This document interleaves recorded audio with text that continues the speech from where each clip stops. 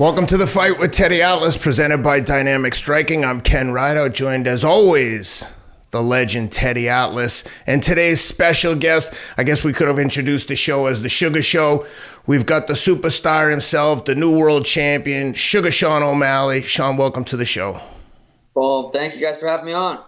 Thank you, Sean, for being on. And what's the name of your daughter? We just heard the princess. Yep, her name's Elena. She'll be 3 in November, and she's acting like it lately. So it's been fun though. That's a nice name. Beautiful. Well, enjoy these years. I have 4 grandchildren. They go fast. They do what the older people used to tell us when we were young. Time does go by quickly. They're doing different things every day, and I'm sure that you're witnessing it already. Yep. So it was an electric atmosphere. I was there covering the fight in Boston. Of course, Ken already told you that he was there with his son. But tell me and tell us, tell the audience, what that moment felt like. Most of the people were there for you. Congratulations. I don't think I said that yet. Congratulations on that. The win was as electrifying as the crowd was. It matched up. It matched up perfectly. Was it everything? I think this is what fans often think. Was it everything that you envisioned it to be when you won the title? It's a long journey to get to your dreams and to get to the pinnacle of your success in that kind of way. Not that you don't still have more mountains to climb, but what did it feel like? Was it everything that you would hope it would be? Maybe that's the best way to ask. Yeah, it's a tricky answer because I don't know if I have the vocabulary for the emotions that I felt or how to express it or explain it. But Boston will forever have a special place in my heart. First time going out there, it was a perfect fight week as far as everything went smooth, and it was just the arena, even the press conference, leaving the press conference, people banging on the Sprinter van, just crowds of people. Me not growing up, but more recently watching Connor kind of go through that, I was like, damn, that's what I want. That's legendary. That's what I want. And that was kind of my first time getting that superstar feel, being the main event. And so just the whole event was incredible. And then to go out there and put Aljamain Sterling's lights out in the second round. It's hard to explain. It didn't feel, maybe I'll say I wasn't as emotional as I thought I would have been, but I also, a lot of people, if they win the world title, they're like Sean Strickland this weekend. It's like, I never ever in my life thought I would, be there. For me, it's different. I've known in my mind, in a delusional sense, that 100%. Not delusional, but go ahead. I'm sorry. I think, when I'm 16, 17 years old, and I've never even, been in an MMA fight telling people I'm going to be world champ, there was a little bit of delusion early on in my career, which I think is important for, a little bit of delusion in Some people might just call it a dream. Yeah. But it felt good. So I still feel like I do have a lot more work to do and a lot more, a lot more big special fights in my future. And I'm 28 right now, so I still have a good amount of time left. So it was exciting, but it was on to the next right away. Has the time that it's been a few weeks now, has the time that has passed helped you kind of come to terms with it a little more, where you couldn't that night because you just said it perfectly, that your emotions were in all kinds of places they had never been in before? Now with time having passed, do you have a better sense of it? Yeah, I do think the more the weeks have went on, it kind of hits me a little bit more like, whoa, like when I've been called champ for a long time, but now when people call me champ, it's like, it's official. I really am champ. So it is a little bit different. It definitely hits me a little bit. I've rewatched the fight, like throwing on the pay-per-view, throwing on the song Superstar, because when you go watch the fight on ESPN, they took out the walkout music And for me, the walkout is as exciting as just being me watching it as the fight itself. So I'll mute the audio. I'll throw on Superstar on my speaker and I'll watch the walkout. All the boys gather around, and we've watched the fight 2 or 3 times, kind of pretending like we don't know what's going to happen. Yeah. And that's so cool. fun for me. Yeah, that's cool. The Rolling Stones coming on stage, ladies and gentlemen. There's nothing quite like that. Yeah.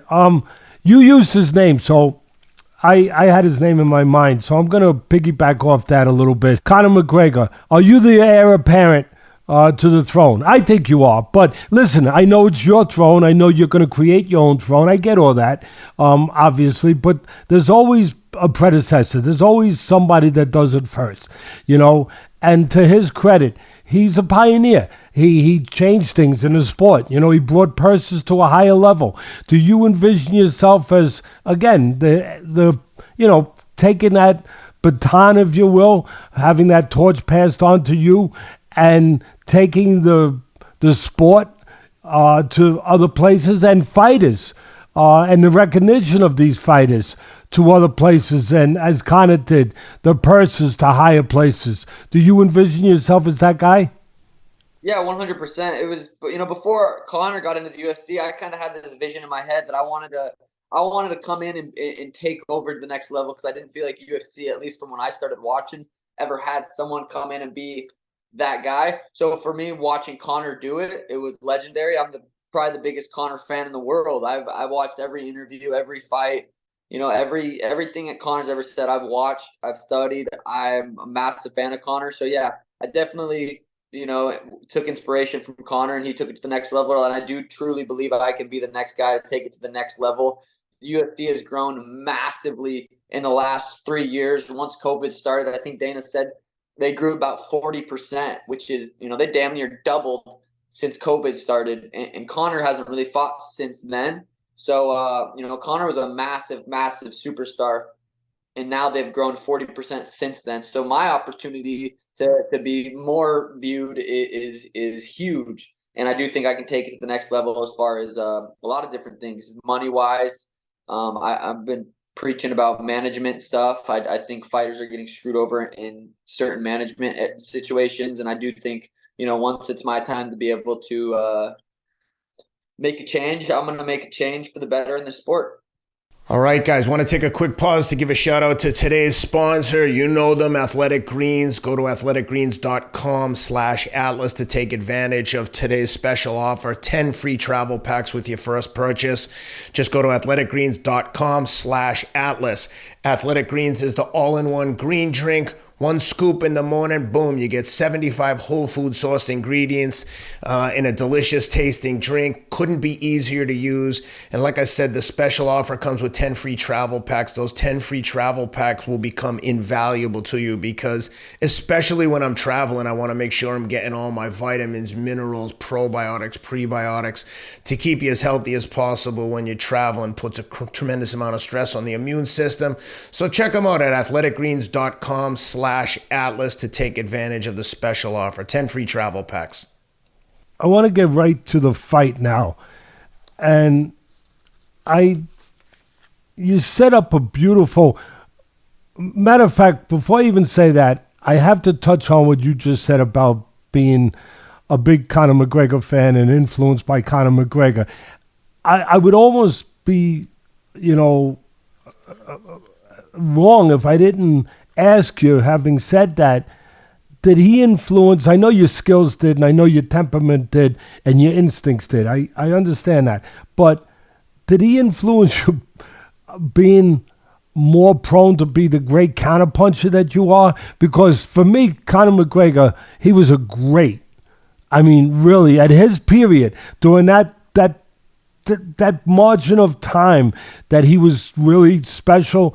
He was a tremendous, obviously he could punch, but he was a tremendous counterpuncher, and he knew how to set traps. And you are that too. So before I go down the road of the question I was about to ask, did he influence you in that way? As far as saying, wow, when I watch this guy and how beautiful it is that he gets guys to do what he wants them to do. come in, get a little reckless, where he can pull the trap on him. Did he have some influence over that? Maybe a little bit. I don't. Maybe not, because I feel like I've been kind of counter punching and doing that similar style before I even just naturally as 16, 17-year-old kid I was never taught how to properly slip to, do these certain movements. I just kind of naturally did them I feel like I'm truly born to be a fighter, and my instincts are there, and I've definitely improved on all of those, and I've picked up little tips and tricks from so many different fighters, Connor being one of them for sure. But as far as counterpunching, I think I was just naturally, I think a lot of people are either counterpunchers or they're not. I feel like what makes me different is I can literally do both at a very high level. I can punch going backwards, I can punch going forward. Yeah, true. But yeah, I agree. Connor definitely is one of the nicest counter punchers, and I've definitely taken a little influence from it, but not a ton from that. Well, that'll bring me to this. You just touched on it again. That you, first of all, I think that part of being a counter puncher or whatever it is attached to your personality. I think that goes hand in hand with you. I use the word electric.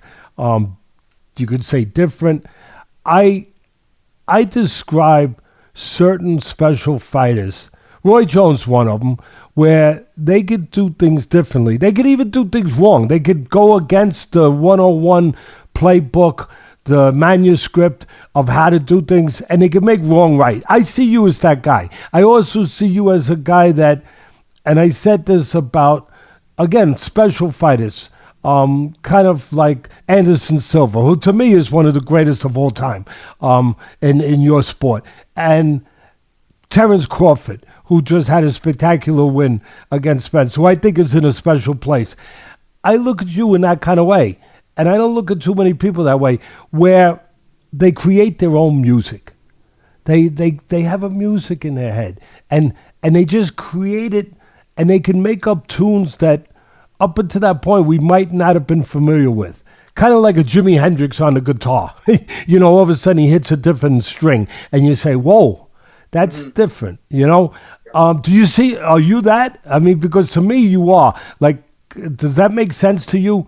That, and I guess the final way it ended would be the way I ended with Crawford when I interviewed him, was that he makes things up as he does it.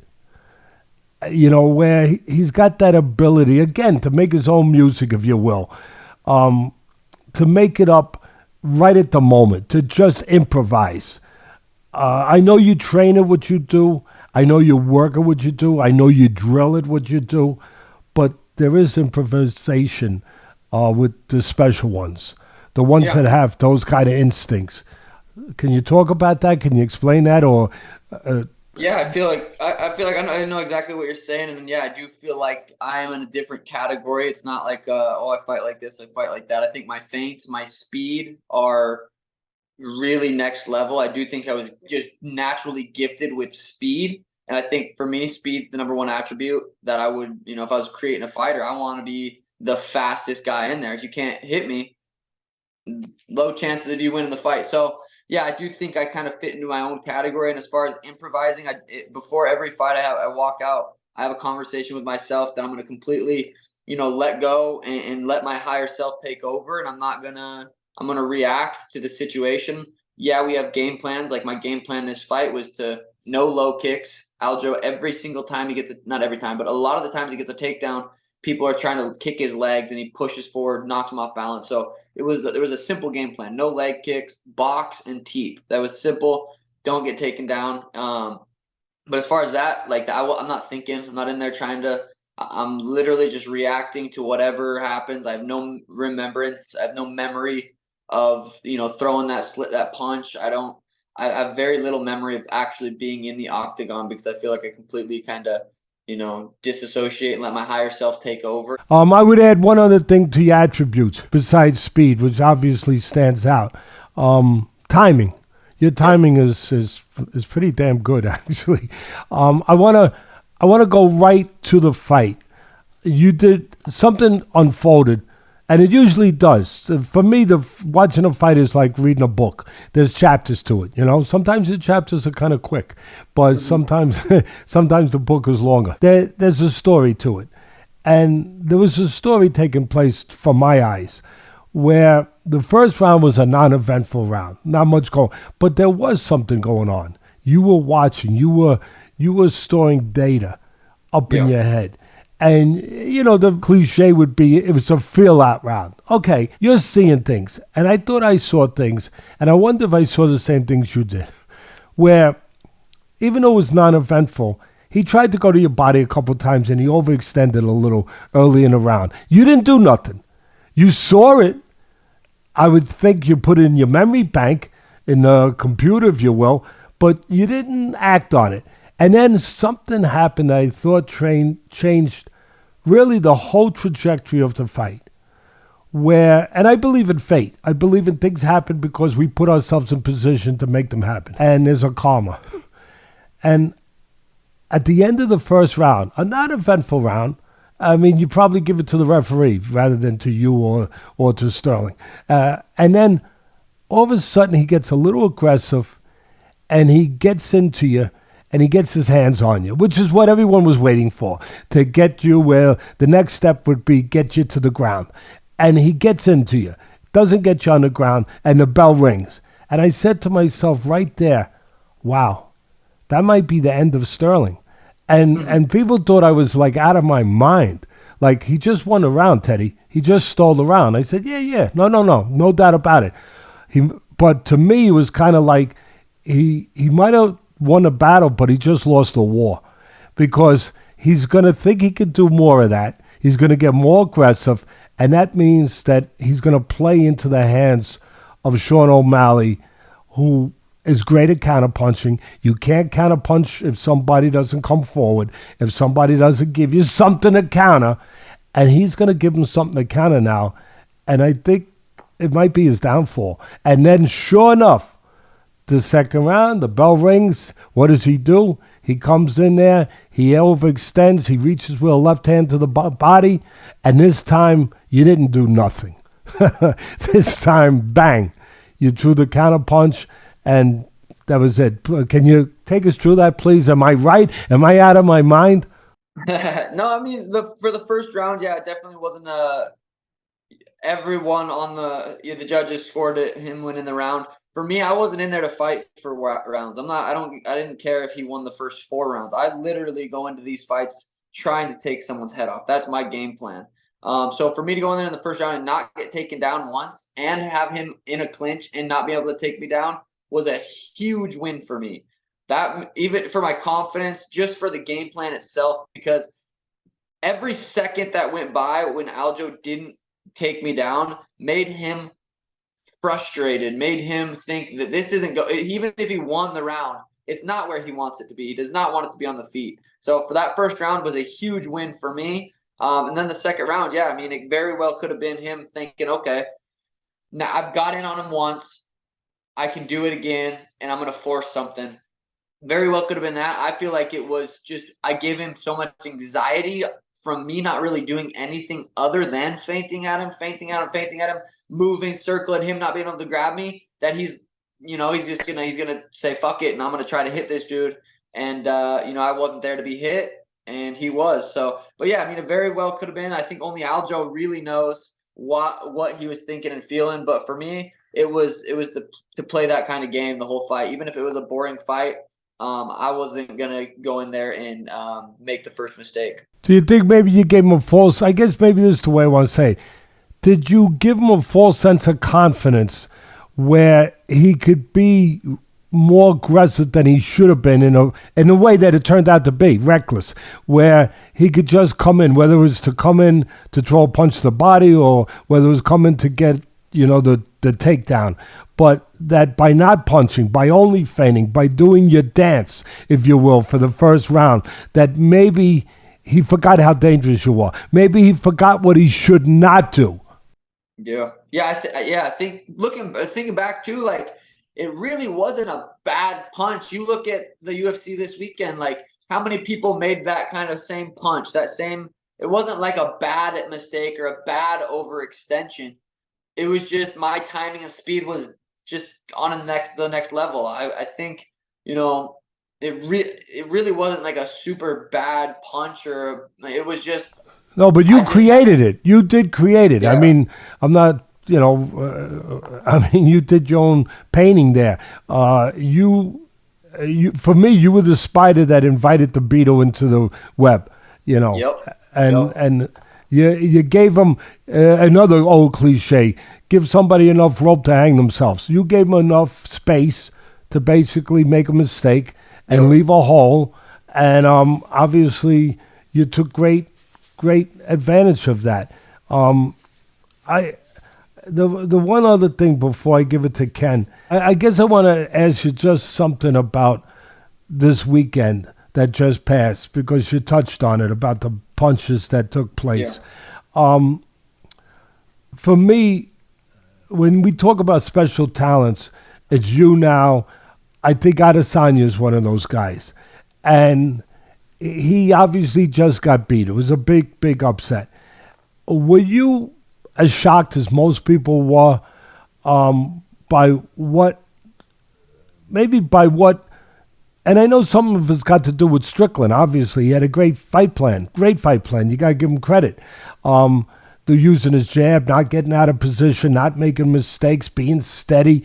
There's talent in being steady. There's talent in the neon talents, but there's always talent and ability in just being steady and consistent. And he was all of that. But Adesanya didn't seem to be himself with that, creating his own music type style, rhythm, electricity. Did that, when you watched that, were you surprised that Adesanya was not quite what he had been in the past? Yeah.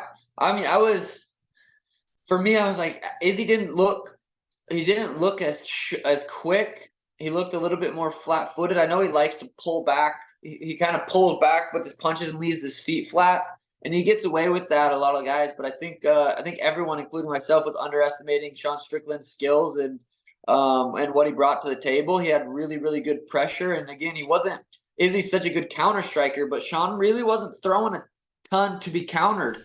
The shots he were throwing were hard and fast and accurate, so it was hard to counter those. He wasn't popping his jab out there too much, just randomly to be countered. Sean had a really, really good game plan, even though he said his game plan was to wrestle. But I mean, that style, it was a tricky one. That pressure, I did not feel like Izzy was himself. I feel like he needed to get respect early in that fight and crack Strickland like in the first round and really kind of let him know, hey, you can't just walk forward.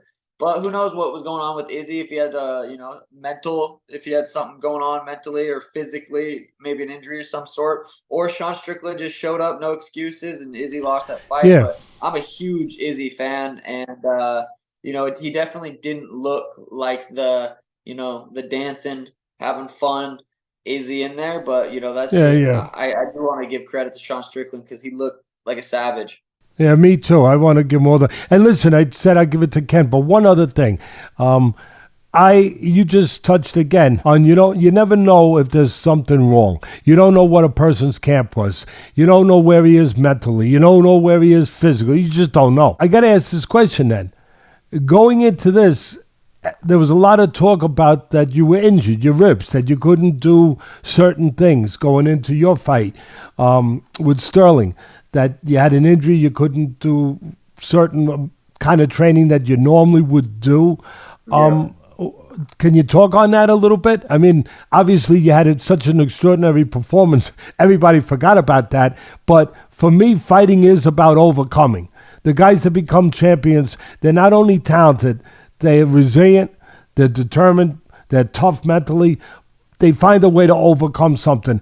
And I just want to put out for the audience, because a lot of times when you see these special athletes do something special like you, they don't realize that they may have been compromised. They may have been injured. But you know what? This part takes over. The mental part, where they just do it because you have to do it, because you're not going to get another. And that's part of being a champion. And I just see if you could maybe expand on that. Yeah, it's really cool. UFC's having a crazy documentary that's going out in 2024, and so they were following me around, 10, 12 days before the fight, and then after the fight. But yeah, I had 6 weeks before the fight.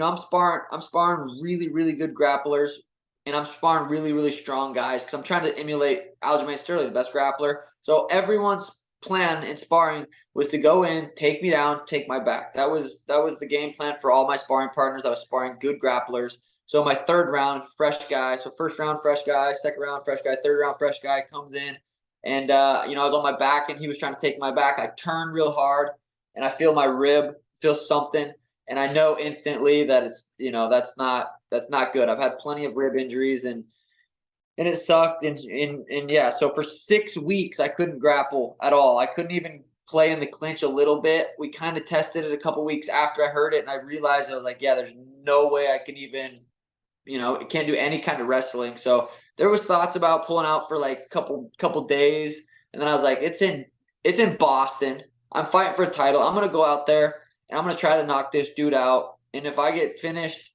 I get finished. I accepted that. If the fight doesn't play out my way, I'm 28. I'm gonna get out there and heal up and get out there again. So in my mind, it was like it was life or death being taken down before the injury. Now that I have this injury, it was for sure like I have to execute my game plan. I have no choice but to execute my game plan. And that was my mindset all fight week, was just I have to keep it on the feet. If I keep it on the feet, I will knock this dude out. But yeah, I was dealing with a lot of mental demons for sure.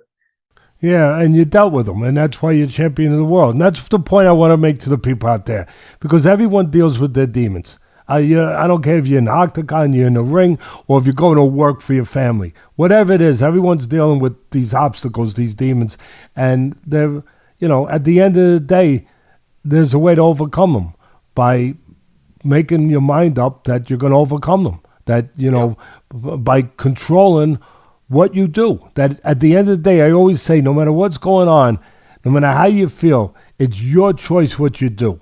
It's not the guy in front of you. It's not the air that's going on and swirling around with all the crazy stuff going on. It's your choice. And obviously you made a choice to be a champion of the world. And I'm glad that you touched on that and you said that to our audience. Ken. Oh, thanks, Teddy. Hey, Sean, real quick, just two questions. First, talk about your mindset walking into the cage, because we've interviewed a ton of world champions. Teddy's trained 18 world champions in boxing. And one thing that most guys will admit is that they do feel an incredible amount of fear. How it manifests itself is different in every guy. But as you're walking in, does it go through your mind like, I have put in so much work and now it's time. I'm fighting for the world title. Or have you blocked that fear out and it's just complete enthusiasm and blind confidence? Or are you wrestling with, holy shit, it's on, it's time? Like, talk to me about those feelings.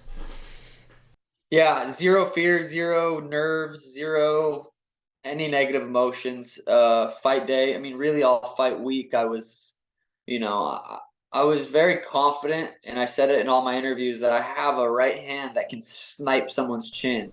And I knew that was a possibility in the fight. I don't remember the last time I do. The last time I was nervous for a walkout and everything was my UFC debut when I fought Terrion Ware. That was the last time I was nervous in the backstage before a fight. I have zero nerves, zero negative emotions in the back. Just pure positive mantras, positive feelings, and for me, I get. If level zero was, the most calm you could possibly be, 10 was excited, -10 scared, I'm right at a 0. I'm emotionless for the most part. I'm very calm, and that's how I perform best, and that's kind of how I get to that state, just through breathing, a series of breath work that I have with my strength and conditioning coach, Brandon Harris. We run through some breath work, and I just am very centered and grounded and just very calm before my fights. I love that. The reason I asked it is because some guys, you could tell they're scared, and they'll tell you like, yeah, I was scared to death, but I knew I had a job to do. It doesn't get in the way of their performance. But then there's a few guys where they're so confident and almost bordering on arrogant that I'm like, I don't think this guy's scared. And you're one of those guys. Izzy has that, Connor has a degree of that, but there are a few guys, and I'm just like, man, do they really not feel any fear? Anyway, it didn't look like you were scared by any means. I was just curious. Next question. How important is it for you to get back that one blemish? I know you're still undefeated, but the one contested loss to Chito Vera, I say that obviously in jest. How important is it to you to get that one back and right that wrong? I mean, to be honest, on a personal level, day to day, live my life. That fight has never affected me. The day after the fight, it never affected me. The undefeated part comes from the competitor in me, and I didn't feel like I lost that fight because he was better. But for like getting that fight back on a personal level, it's never bothered me once ever. I've made way more money than that dude will ever make. I'm where that dude wants to be, so I've never felt like that took away anything from me. On a competitive level, again, I still never felt like I really lost that fight. So for me, I wanted the Cheeto fight because simply it's the next biggest fight. I'm getting pay-per-view fight. If Merab was the biggest fight, I would want Merab. If Corey was the next biggest fight, I'd wait for Corey. None of those guys are biggest fights. Cheeto's the biggest fight,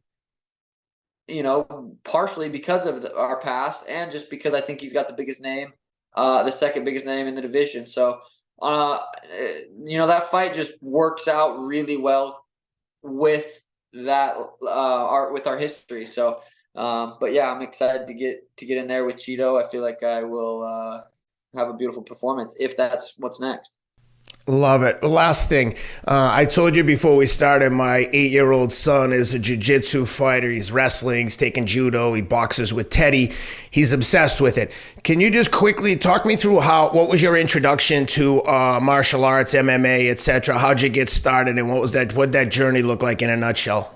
Well, I'll limit it then. I was 16 years old, and I was super insecure going into high school, and I wanted to get chicks. So that's partially true. I was super insecure. I think I was going to like my sophomore year, freshman year, somewhere around whatever that age is. And just a little dude, and wanted to impress people, I was an athlete my entire life, football, basketball, soccer, baseball. Every single month of every single year I was playing a sport. And, I was starting to get old, like high school sports weren't really my thing because I didn't enjoy high school. I didn't get good grades. I didn't even want to go to school. So I needed to find something that I could do that didn't require that. And I found boxing. I found kickboxing, and, it kind of became obsessed with that. Then once I turned 18, I got into MMA and I didn't even really start wrestling and grappling hard until I was 20 years old and moved to the MMA lab. So my journey was a little bit different, I feel like, than most, but everyone's unique to themselves. But yeah, it's been good so far, right? Last thing along those lines is one of the things that I talk to him about all the time is because he's trying all these new sports, like when he went to wrestling and he had been doing jiu-jitsu. I said to him, listen, if you're not comfortable being the worst the first day, you're never going to get to be the best. You don't just get to show up and be the best, because if you did, what the hell good would it be to be the best if some guy could just show up off the street and beat the brakes off you? I said, get comfortable not being the best and learn. How easy was it for you to get up to speed? Because we all know about that first day you walk into a gym and you just feel like you have 2 left feet, you can't throw a punch. But how was the journey for you from getting to that point to the point where you couldn't get to the gym fast enough?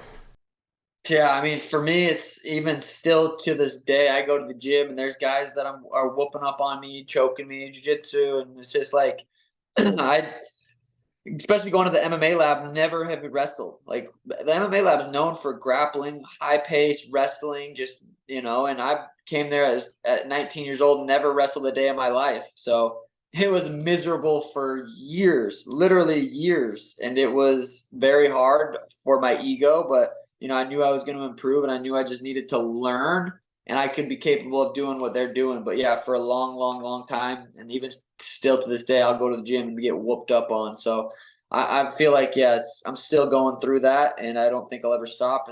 That's how you know you're at a good gym. You walk in there against some Brazilian jiu-jitsu guy, and, you shouldn't be the best guy in the gym ever. Thank you, brother. Sean, I said while commentating on your performances at times, especially when you were seeing you early on, that you look like a boxer in the ring. Yep. Would you, and obviously you do, would you consider going into the ring in a crossover match, a la McGregor and Mayweather, some years ago? Yeah, I mean, I think I have 1-0 pro boxing record. Nothing crazy, right? But Yeah. I got injured. I got injured on and I wasn't able to really wrestle or do jiu-jitsu. So for about 6 months there, I just went to boxing. I straight boxed. Went to the boxing gym, was sparring Monday, Wednesday, Friday. Running, just training boxing, and I loved it. I thought it was a lot of fun, and I've knocked the dude out, broke the dude's jaw in the first round with a left hand, and I can box really high level from both stances. I have power in both hands. I have really good eyes. I have good timing. I have good speed. I have good length. I have everything you need to become a good boxer. I haven't dedicated my life to boxing, and if I did, I'd be a world champion boxer. But I still truly believe that I can beat some of these guys, especially guys like Gervonta Davis, who are 5'2". And I know that's people don't like the idea. Like, oh, you're copying Conor and all this stuff. But I mean, I've had a pro boxing fight before Conor and Floyd even, did their boxing match. So I've liked boxing for a long time. I want to, and I will. The same feeling I had of me becoming world champ, that true knowing in my heart that I was going to happen, I will box. And I don't know if it's going to be Gervonta Davis, because I know. I think they know that maybe, hey, we don't need to do that. What happens if Gervonta loses to me? That's not good for him. So I don't know if it'll be Gervonta, because I don't think they'd take that. But there's maybe I start lower on the list of boxers and go out there and box a guy that's not too good. But it's tricky with the UFC. I've signed my rights away to the UFC, which I'm happy to do. I love the UFC, and I've talked to the UFC about this before, and they said, hey, if you and opponent are both big enough and you guys can do massive pay-per-views, we are 100% down to get behind it. I don't even know if Gervonta Davis is a big enough star at this point right now. I think maybe he needs to go out there and get a couple more wins. But that's something I want to do bad. That's something that's going to happen. And I would be very excited if I got a 6-month boxing camp. I think I would be very, very dangerous and surprise a lot of people. If you do that, I know a boxing trainer that might be able to help you. Right? Listen, last thing. First of all, thank you for giving us this time and being so gracious. And giving the people a chance to see another side to you, besides just the colorful hair and the great talent. But to see the person. This is how I'm going to end it. When I was preparing to cover, and it's got nothing to do with other than a nice way of saying thank you. But when I was preparing to cover your fight for ESPN, the one in Boston, I asked my son, because I wanted to get a little perspective from a young audience of what he thought of you. And obviously, besides the talent, which obviously he talked about how talented you were and about the things that I had said about that kind of special talent, creating your own music, all of that stuff. But what he said to me was that you were very intelligent, well-spoken, and although promoting yourself as everyone needs to, he felt that you represented yourself really well and smart, and that was just a lot to you in that kind of way. So, again, thank you for coming on the show. I'm wishing you nothing but more success in your career and continued comments from people like those of my son to keep coming your way. God bless and thank you. Yeah, thank you guys so much. Appreciate all the kind words and the conversation. Had a good time. So thank you guys. Thanks, Sean. Thank you, brother.